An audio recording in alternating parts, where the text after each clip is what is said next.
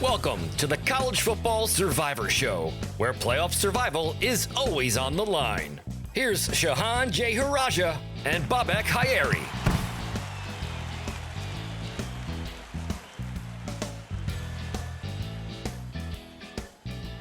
Hey everybody, it's the College Football Survivor Show reaction show. So it is now Tuesday night. The first college football playoff ranking show has just taken place in the 12-team era. First time we've had 12 teams. Obviously, we've had a whole worry about who was going to make the top four. Now we're considering the top 12 with obviously some nuance with the conferences. So we're going to take a look at that show and give our immediate reactions here. And you're going to be hearing this pretty darn soon, hopefully on Wednesday morning as you're hearing this, as we record this on Tuesday night. Before I dive in, first of all, welcome to our show. If you haven't listened to us before, College Football Survivor Show, we try to kind of have a little bit of fun naming our own 12-team island and teams that should be on it every week, no matter what. Even if all 12 win, we have to eliminate somebody, and then we can put somebody back on.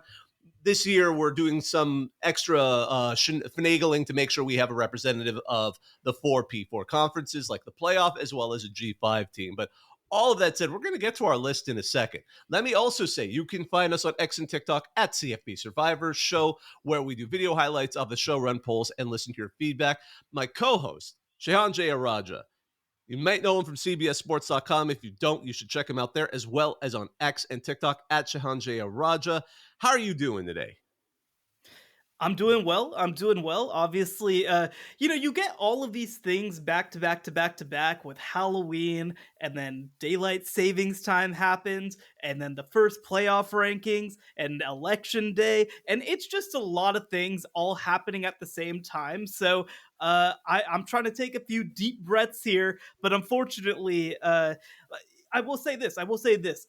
Through rankings like 25 through like 11, I was feeling pretty good. I'm like, I'm really not that upset about anything that's happened to this point. But, they always find something, man. They always find something to set me off. Absolutely. We can't wait to get into that. So here's where it gets fascinating. And I want to just go ahead and set this up because I mentioned this right before we went on the air. So the CFP committee rankings, I'm just going to do the first 12 for now because I want to compare it against our island of 12. They went Oregon, Ohio State, Georgia. Again, Ohio State, Georgia, that's been an open question who you'd put there. Miami at number 4, Texas at number 5, Penn State, Tennessee at 7, Indiana at 8, BYU at 9, Notre Dame at 10, Alabama at 11, and Boise State at 12. Again, interesting, the G5's already in the top 12. We're not going to necessarily have to reach down to find a G5, at least if these were the final rankings, which they obviously aren't. So then, as I mentioned, we have our 12 teams. The 12 teams we had, again, we set up this in the episode we actually recorded yesterday. We had Oregon, Georgia, Ohio State, Miami, same top 4, Texas, same top 5, Penn State, Tennessee, again, the same teams. And then we had, just kind of going off the AP ranking, we had BYU, Notre Dame, and then here's the only difference. We had SMU, and then Indiana and Boise State rounding it out. Now, to be fair, our conversation yesterday was we said we may bring in Alabama, but we want to see how this game with LSU turns out this weekend to decide which of those two might be our new candidate. But I was actually kind of impressed. I was like, oh my gosh, our ingenuity. Look what we've done. We've almost created the same top 12 as the CFP. How do you feel about that? Yeah, I think that it's great, and the reason that we put SMU in is because they have a pathway to the ACC title game, and the reason that we didn't put Alabama in is because they have a chance to prove it. This weekend, when they play against LSU, I think it's pretty safe to say the winner of Alabama-LSU will probably enter our field next week. And actually, I think this is a really interesting time because you have multiple teams, 4 teams from the SEC ranked 11 through 16 specifically, and almost all of them can potentially get in next week because we have Alabama versus LSU. We have Georgia versus Ole Miss as well. That's going to be a game. If Ole Miss wins that game, I think that they're going to be in. And Texas A&M, they're going to be out for a little while, but they play Texas late in the year. So, we are in a position right now where there are not only bubble teams from the perspective of they can still win a conference championship, but also there are bubble teams from the perspective of hey, you just have to do one thing. But I think the cool thing heading into November too, especially when you talk about these bubble teams, is when these teams lose, the 2-loss teams specifically, I think they're out. I don't think a 9-3 team has any shot this year with the sheer amount of very good teams that we have right now. Absolutely. And it was interesting kind of heading into this. We had some questions that we had looking at these first rankings. And one of the ones I had was who will be the first two-loss team in the top 12? And this time around, I wouldn't say surprisingly, it's Alabama at number 11. Do you agree with that, or do you think? Because here's the thing: are we at a stage where two-loss teams should even be in the top 12, or do you think? Because again, we had a whole conversation.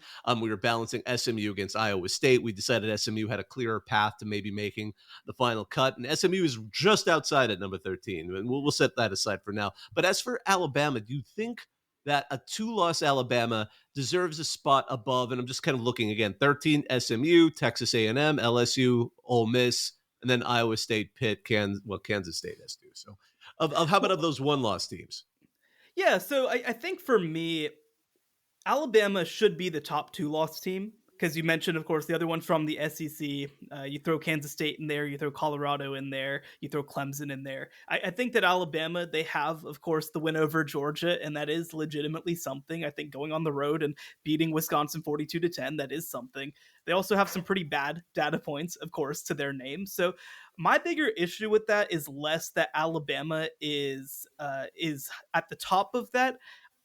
It's a little weird to me just the level that some of these one-loss teams are being treated as two-loss teams, essentially. Like Iowa State, and Iowa State doesn't have a great resume to this point. Pitt doesn't have a great resume to this point. But like for them to be behind all of the SEC one-loss teams is a little interesting to me. And actually, I'll even throw on top of that Kansas State as the top Big 12 two-loss team at number 19. They're kind of getting grouped in with the one-loss teams too. So like it's not just that, oh my god, the SEC is getting all this credit, which obviously I think that they are, but it's also like I don't really understand how Iowa State and Pitt are being treated. At Washington State, maybe you could throw in there a little bit too, even versus other two-loss teams from the non-power two. So from my perspective, like SMU and look, well, BYU's my main thing. We're gonna get to that in a second. SMU is also an 8-1 team whose only loss was by 3 points in week 2 to a top 10 team. And they also have 2 top 25 victories, right? They have a victory over 22 Louisville, and they have a victory over number 18 Pitt. A dominant one, by the way. So, like, I kind of feel like these one-loss teams should be ahead of Alabama. I don't think we're at a point right now where any of these two-loss teams, including Alabama, are just so impressive and are so consistent is the other piece of this too, that we just have to have them above multiple one-loss teams. I just don't really feel like we're at that point. So again, I like the fact, for example, in our ranking that SMU's in over Alabama. I think that that's correct. Now, look, SMU cannot lose the ACC title game and make it in my opinion, but that's a secondary conversation for later on. It is remarkable though that there is one three-loss team that made it in, and probably all because of this past weekend in Louisville.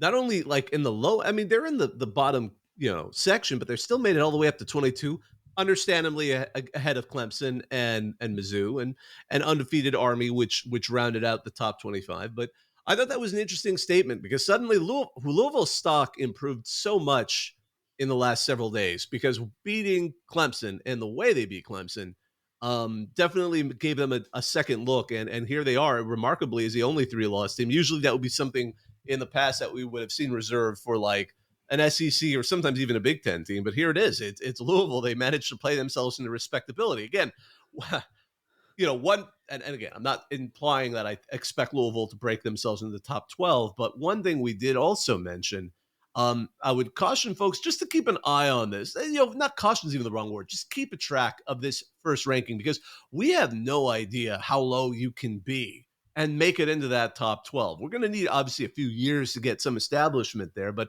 I remember in the previous 10 years, that became the ongoing conversation in this first ranking. Where were these teams falling in the top 20? Only because so few had ever made it into the top 4. But you don't need to do that anymore. With enough chaos, theoretically, just about any team on this list could make it in. Unlikely, but it could. What is, and you've kind of hit on, what has been the big issue you've had, though, with these inaugural rankings?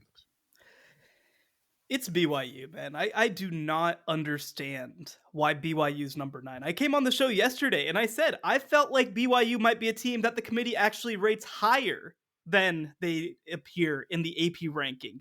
And instead they're number 9. And it's not just the fact that they're number 9, like whatever. I don't understand the logic behind BYU being number 9 and Miami being number 4. I actually went on the media call after this and asked Ward Manuel, the CFP, the chair of the committee this year, like, what's the deal? Why is it a 5-spot difference between these two teams? Because when you look at their resumes, their strength of schedule very similar, but BYU has 2 top 20 victories, number 19 Kansas State, and of course that one against number 13 SMU. Both of the SMU game on the road, the Kansas State game 38-9, and they won both those games. And then on top of that, like, you want to talk about teams playing below their potential. Miami won 2 games on controversial calls, one on essentially a Hail Mary that wasn't. Like, I don't understand the logic of this. If you wanted to say, frankly, that Miami's 8 and BYU's 9, I would disagree with it, but at least there's a consistent logic there. BYU is an undefeated team being treated as if they have a loss. And I don't get why. You look at the teams that they're behind. If you look, Texas, Penn State, Tennessee, and Indiana combined have less ranked victories than BYU. They have 1 combined, BYU has 2. And like, I just don't get it. Obviously, there's like, you can talk about levels of dominance. Indiana's been very dominant. Like, this isn't an Indiana conversation. But like, Penn State played a good team and lost. Like, Texas does not have a ranked victory at this point. I don't understand this disparity to where you're treating BYU like they're playing against nobodies when they have 2 top 20 victories on your schedule, including one on the road. It's just nonsensical to me. When I asked Ward Manuel the 2 things that he said were, we were impressed by Miami's explosive offense, which isn't a metric, just for the record. And the other thing that we were impressed by was it was just eye test. We just thought that they looked really good, which to me The feels sticker like you're looks saying good on the side of the helmet. The sticker looks great. And that's the thing. I don't know. As somebody who watches all these games every single week and has watched every single Miami games, especially since conference play started, I don't know what you're watching if you're loving every second of this. They let Louisville back into the game because their defense has fallen apart. They should have lost against Cal. It took a last-second touchdown. They should have lost arguably against Virginia Tech. I've sat there. I've watched all the games. I've watched BYU. They beat Kansas State by 29 points. I watched them play against SMU. Their defense made key stops in that game. What will it take if the resume that they put together does not matter? I think that's a great point. I mean, the more you talk about this, the more I think about also Indiana in all of this. Only because if we're comparing Penn State against Indiana, I mean, Penn State similarly, they had, I think, are they still getting too much credit for wins against Illinois, which is no longer ranked, as well as USC, which is they're starting a new QB next game. They are a whole other question right now. I mean, what quality wins at this point does Penn State have? The only opportunity they've had against a ranked team at this point is the Ohio State game, which, as we joke, could have been an email because it was exactly like the previous games that we've seen. But Indiana is just going out there and absolutely crushing people. I mean, you could say Miami hasn't played great opponents, but as you pointed out, they have struggled against opponents that seriously, like Cal, as much as the Cal algorithm is cute, they're not a particularly great team. They're the only loss, they're the only win that Florida State even has right now. Well, and the other thing I'll throw on top of that is you mentioned Penn State. And that Illinois win, look, the top 25 is what it is. Like, obviously, that's going to give you, and probably should give you, a little more credit than beating a very good team that's not top 25. We can say Illinois' top 30, 35. It's a very good win. It is. Like, let's just put that out there. Look at the rest of their schedule. The USC 33-30 game looks terrible and looks worse every single week. They played Bowling Green within 1 touchdown. They didn't look all that good against UCLA. They really didn't look all that good against Wisconsin either. They had a chance to lose that game in the third quarter. Like, what are you doing this based on? At least, for example, at least when you look at a team like Texas, when they weren't playing Georgia, they have been dominant. They have been really, really good whenever they're not playing the super duper elite team that can just make teams look bad. So I don't have a huge issue with Texas, for example, being ranked ahead of Indiana and ahead of BYU. I don't get Penn State. Like I don't get Miami with the way that they're playing right now. It's just silly to me. And I want to be clear too. I know that when you look at things like rating services and like analytics, like they don't love BYU because BYU doesn't do anything exceptionally. They just kind of manage and win games. But at a certain point, these are meant to be predictive metrics, but we have the actual data. They've played 8 games. They've won 2 top 20 games. And I think that there's value in understanding like what do they do and is it sustainable?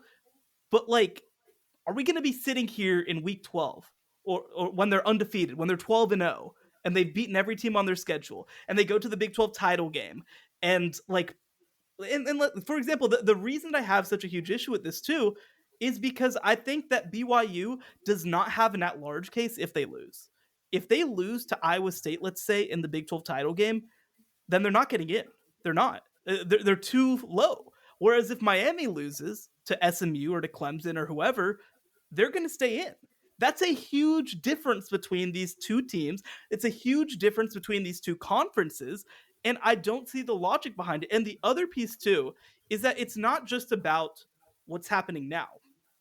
The issue is BYU doesn't have the ability across the rest of their schedule to gain more favor because their closing schedule is at Utah, Kansas, at Arizona State versus Houston. 4 teams who have had their ups and downs. Like Arizona State is not a bad team. That's a solid team. But you're not going to jump Penn State because you beat Arizona State, right? Like you're not going to jump Texas because you played Kansas well. You're just not going to. And so the issue with BYU right now is that certainly teams ahead of them can and will lose, most likely, but they're much more likely at their ceiling with teams like Alabama, if they beat LSU next week, potentially jumping them instead of being at their floor. So it just feels ridiculous to me. And I just, again, what is a team like BYU supposed to do? Like, just real quick, let's run down their schedule, right? Okay, the FCS game, they go on the road, they make critical stops on the road against SMU to win a close game. Dominate Wyoming, they destroy Kansas State, a team that the committee even sees as a top 20 team. The Baylor game ends up being a 1-score game, but they were up like 28-7 at halftime. That was a late barrage type of game. That's a, oh, did you not watch the game? Did you just look at the score type of game?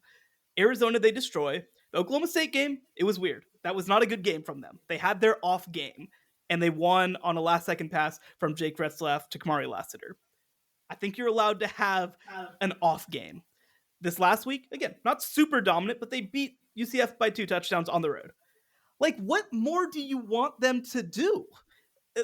I just don't get it. And the thing that I've said too, and I still believe this, to be clear, I think by the end of the year, it probably will be okay and will probably work itself out. But the AP poll, it's not just that people look at brands. That's not the whole thing. It's that people remember their expectations. That's part of the reason I think that Iowa State was ranked ahead of BYU even in their own conference for such a long time, is because people had expectations of Iowa State and nobody had any expectations of BYU.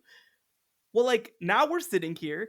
You got these 13 members in a room to say, what is the resume for each of these teams? Let's go through every single detail. And yet we're sitting here with Miami at 4 and BYU at 9. Like, it just doesn't make any sense. And I will say too, just one last thing on this. I went to Baylor in 2014 to hear that a team is ranked 5 spots ahead of an undefeated team because they love their explosive offense. That's a little different than what we were hearing back in 2014 when it was, well, can they get a stop on anybody? Oh, what are we doing? Can you get a stop on anybody? No. Oh, they're just such a one-dimensional team. They can't stop anybody. So we have to put them at number 7 in our rankings, even though they're beating everybody by 40 points.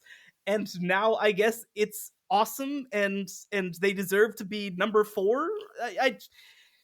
I don't get it, and I think it's silly, and I think that the Big 12 is in big trouble, not just from the perspective of BYU, but also, by the way, with Boise State at 12, which is something that I think is awesome. If BYU loses too in the conference title game, Big 12 is not getting a bye. Kansas State is not getting a bye. Iowa State is not getting a bye. Boise State will get the bye over the Big 12 because of where BYU is ranked above everything else. That's a great point. So again, for those listening, this is one of those things you may be familiar if you're familiar with our show, but it's one of those things where the way the CFP rules are written, it's just the top 5 conference finishers. So theoretically, you could even have 2 G5s. It's not going to happen probably this season, but in the sense, the order in which they go is based on ranking. So if we get, let's say the Big Ten, SEC, ACC champions, and then the next highest ranked is the G5 champion if it were the Mountain West champion, if Boise State continues to win out, and that is ranked at, let's say, they were starting at 12. Let's say they managed to eke out to about 9. I'm not sure how high they can get with the rest of their schedule, but let's say they get up to like 9. And then there is an upset in the Big 12 title game, and we get a team that's ranked 12, 13. They wouldn't get the bye. If they're 13, they'll move up to 12, and then number 4 will be Boise State in the Mountain West. They're the only team that could realistically do it this season, but that would be absolutely fascinating. One of the things, though, you've got me thinking about in this conversation is which teams have the most upside, which teams have the upward mobility, because we've talked about that. I'm looking at some of the other ranked teams that are in our conversation here, especially outside. Miami's really fascinating too, because Miami doesn't really have an opportunity to prove anything. They played all their games already. They go to at Georgia Tech. Georgia Tech is mediocre. They have their moments. They have their not. They have Wake Forest, which is middle tier at best. Syracuse, which depending on, they're also kind of mid-tier. That's it. We're not going to see anything from them until presumably they get to the ACC title game. Penn State had one really big game and they lost it. The rest of their schedule, Washington, middle tier. Purdue's been a complete basket case. Minnesota's been curious. They've quietly, they're the ones that just knocked off Illinois again and put Illinois out of the conversation. So we'll see where Minnesota is. I'm not saying they're going to be a great win, but they are right now 6-3, so a little bit better than perhaps people had perceived the Gophers before. And then at Maryland. But all of that said, none of those are going to be wow games. If anything, I'm wondering, can they get, maybe hampered by one of those teams? Tennessee, the SEC teams have a little bit of built-in, quality there. They've got, Mississippi State, which isn't going to be that. At Georgia will certainly be a moment where we'll get another look at Tennessee. UTEP, and hey, for a change, their rival with Vandy will actually be an interesting game, although Vandy lost their ranking, at least in the CFP rankings, which tends to suddenly be the ranking we all use. Indiana actually can really prove themselves in a couple of weeks. The Michigan game, again, Michigan's been kind of middle of the road, but it'll be another benchmark game. They have at Ohio State. If they win that game in the 23rd, all bets are off. All bets are off. All bets and are then off. Watch they lose to Purdue in the rivalry game the final week. That would be like the ultimate, Indiana.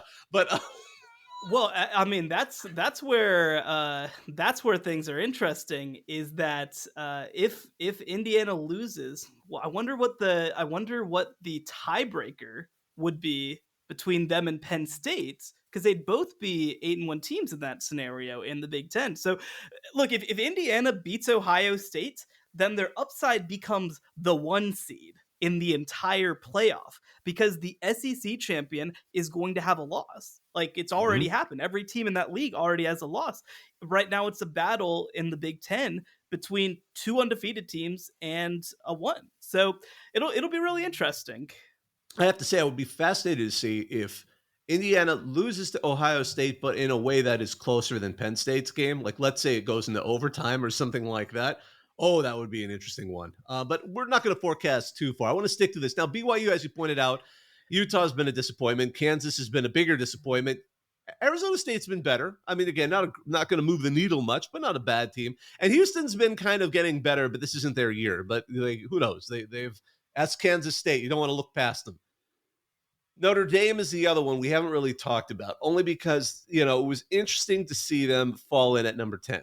They don't have the rest of their season's curious. Florida State, that game is obviously a letdown for everybody who's facing Florida State. Virginia versus Army in Yankee Stadium, especially if Army, which is now number 25 and undefeated, if they can make it to that game and remain undefeated, that'll be curious. Although, unfortunately, if that's almost a lose-lose game for Notre Dame in some ways, because if Notre Dame beats Army, wouldn't they just knock them out of the CFP ranking? I don't know if they'll climb up high enough. I'd be curious to see that if that happens.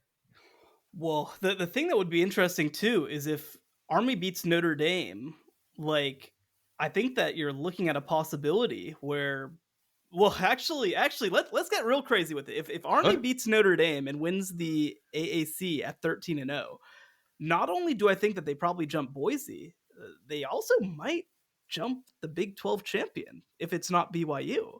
Like now I don't think it's likely. Yeah. I don't think it's likely. But yeah, But I do think that there's a scenario where both of the group of 5 teams, even if they don't, let's say that BYU stays ahead of both of them, uh I think it'll be really interesting to see, like, can both of them contend in that case for at large bids even, that are higher than number 12 even. If you're beating Notre Dame, like, everything's on the table. the really chaos situation that I could envision here would be if Army pulls that off, you get obviously the SEC, ACC, and Big Ten champions somewhere in the top 3.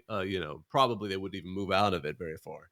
You get, let's say, Boise State coming in around 8 or 9. Okay, let's say Army doesn't move up that far, but moves up just far enough, like they're 14, and then we get an upset in the Big 12 title game, and the champ ends up being like 1 or 2 spots behind them. Again, as we said, the CFP is written just to take the 5 top ranked conference champions.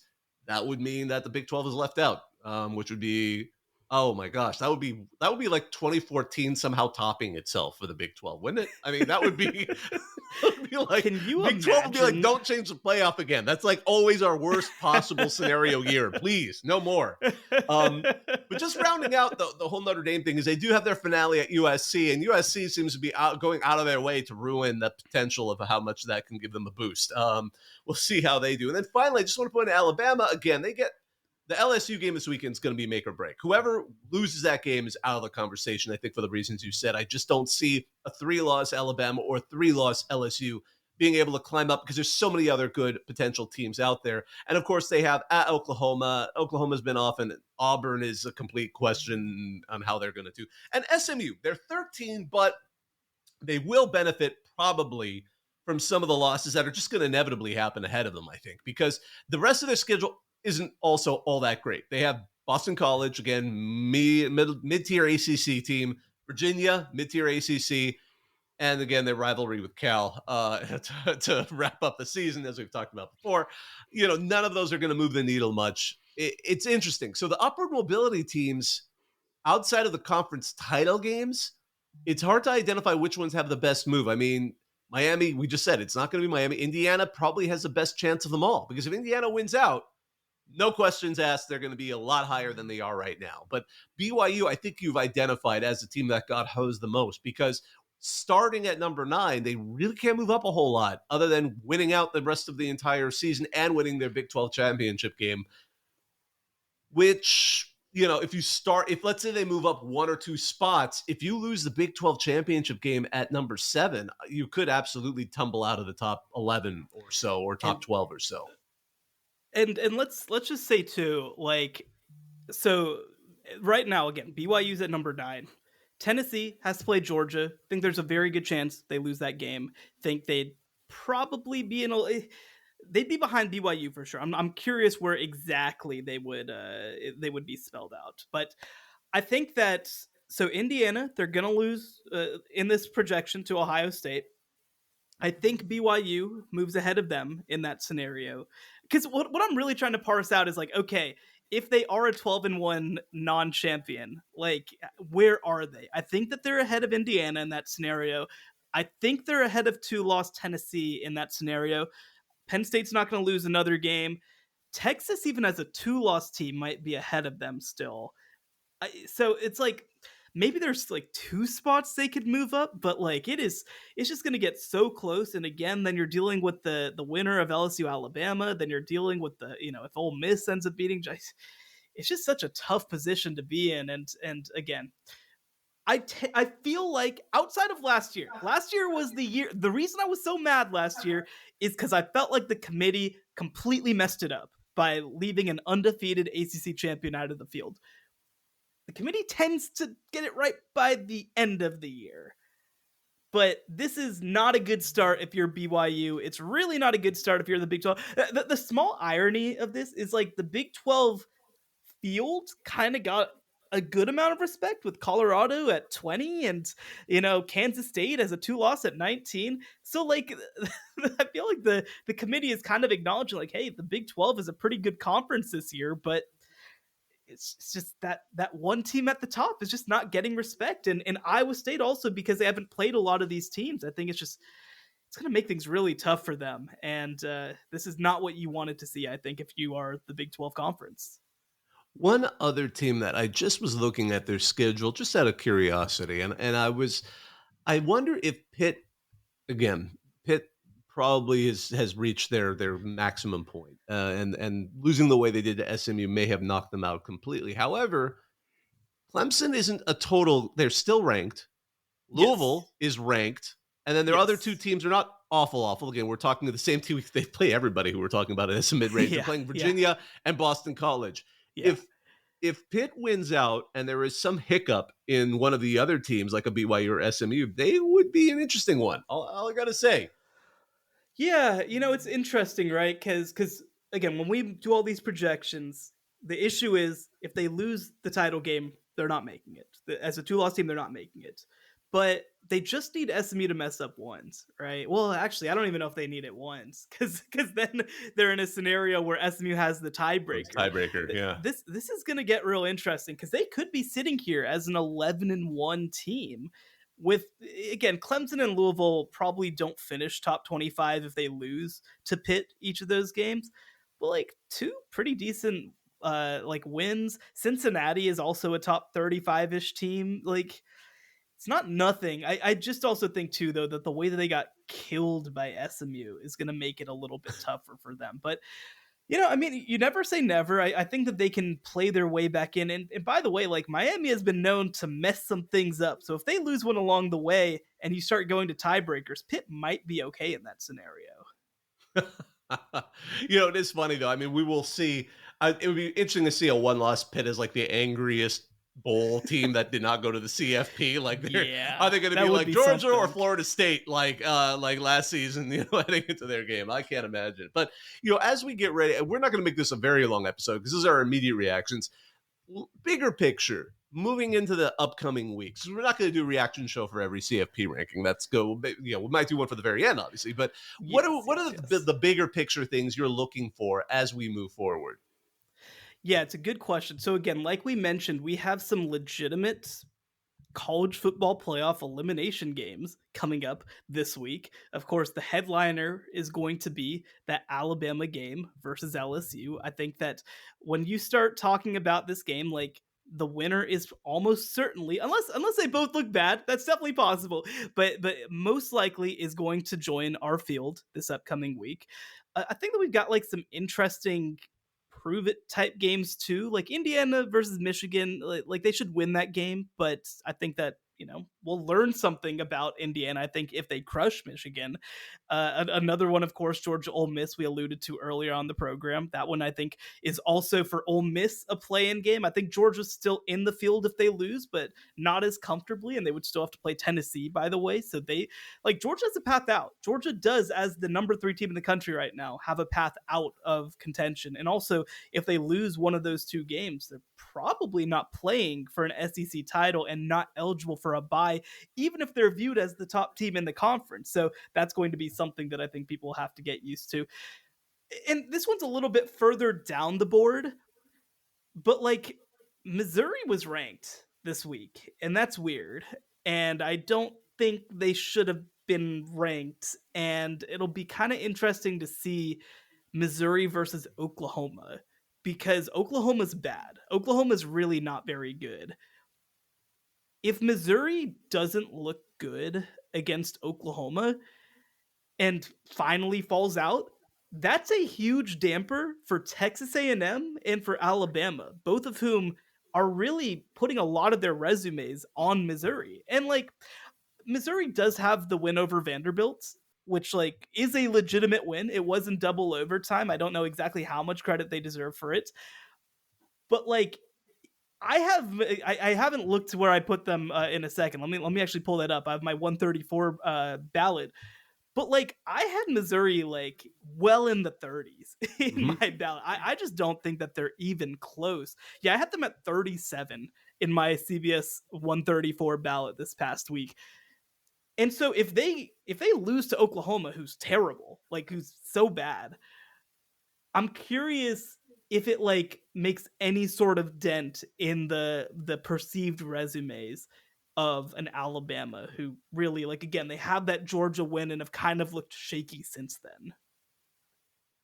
Yeah, that's a great point. And the Mizzou ranking, by the way, brings up something we didn't really even touch on. Sometimes it feels like the committee puts a team or two in the back just to legitimize the teams in the front. And Mizzou absolutely checks that box, because I know one of the differences, as we said, with the AP poll is Vandy's missing. Because they have impressed more than they have disappointed this season. At least not a CFP. We're not claiming they should be in the top 12, but certainly at the bottom of the rankings doesn't seem all that out of sorts, especially after what they did to Auburn this past weekend. Well, I am absolutely looking forward to how this moves forward. We're going to go ahead and wrap this one up. We wanted to thank all of you for listening. This is our rapid reaction show to the rankings that came out this wonderful Tuesday here in November, that nothing else is happening. We're looking forward to seeing where this goes. Again, I'm just going to tell people, freeze this somewhere. Keep this ranking somewhere, because it's going to be absolutely fascinating to see who makes it all the way into the top 12 in the final CFP poll, because we're going to keep track of how much mobility teams really have, especially based on how the others perform. I'm going to go ahead and also thank our producer, Joey Aliberti. Be sure to like, rate, and subscribe to us wherever you get your podcasts. Feel free to tune in. We try and put out 2 shows every week. It's an opportunity to talk about, as I said, our members of the island here on the College Football Survivor Show, as we rank 12 teams and try to have a little bit of fun kicking somebody off, even if everybody wins, and putting on new teams. You can find us on X and TikTok at CFP Survivor Show. He's Shehan Jayaraja. You can find his work at cbssports.com and at Shehan Jayaraja on X and TikTok. I'm Bobak Kyrie, part of the group that runs Reddit CFP. Thanks for listening, everybody.